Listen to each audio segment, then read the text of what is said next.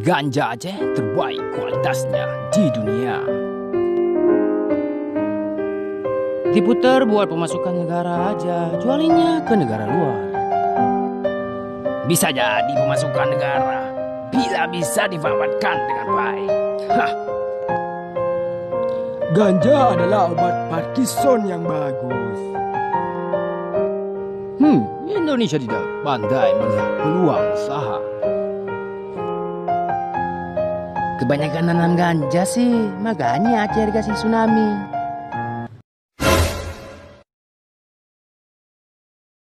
Nanlung leman, peneturi kan lung kan?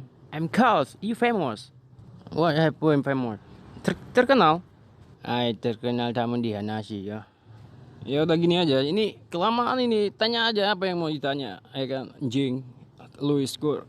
Jadi gini, Skuy, aku ini ingin tanam ganja, kamu kan orang Israel, tanam ganja di Israel, biar dikasih tsunami kalian. Jangan. Why? I love my country. Aleman, kada puan pui berah.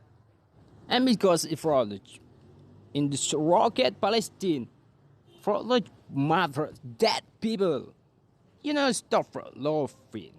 You can fraud my hand. It's thing to see. It the perfect kuro gunung. It's short fruit. Ya, jut mak jut. Aleman, pubu gawe. Berperang kue, pui berah je punggungan dia. Alah kada dua yule ya. Dua yule ya. Yang ban kan. Fokus. Rak terhiwo je tapoh. Tapoh. Lemon, what's the problem? Kapreh ke dia, aku tanya orang jawab ni kata je ke tsunami. Please Lemon, stop idiot. Budak Israel, aku tipu kan ganja je, mau ganja awak kah. What happened? Problem you stop. You know it's just. Iberah dia je dia.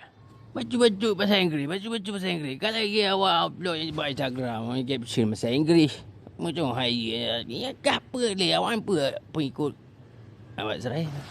Jero nak caption Inggeris. Antum hai. Yang pai nah cita cekak. Cekak lagi apa kan? Kabereh yang menan. What's this? Nyanyam pai cirai duitnya juga cekak. Oh, please stop. And for any time, and for you stop. Okay? And over and get back here. Don't touch me. Don't touch me, please. Don't touch me. Okay? Okay, Lehman, no problem. Goodbye.